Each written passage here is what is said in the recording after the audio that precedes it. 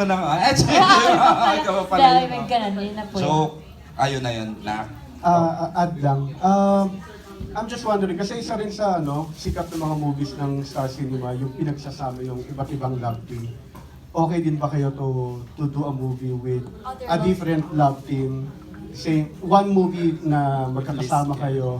Tapos lahat ng love Yeah, team. and if so, sino yung mga gusto mong mga love teams na makakasama? Of course, pwede naman, like, may nagpanood ako ng Star Cinema, yung may Koching Kuba. Tapos, sa'yo yun! Oh, pinanood Ano ko yun? yun! Because of you!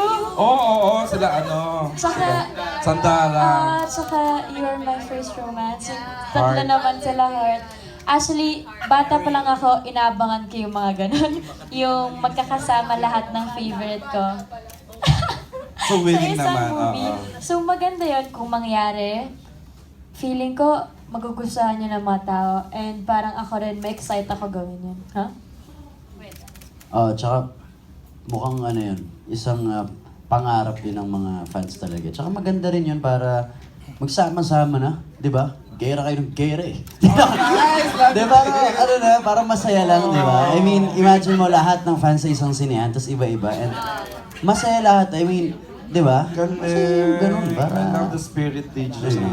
Maganda lang ang gising ko ngayon. To be Huwag niyo payatin tomorrow.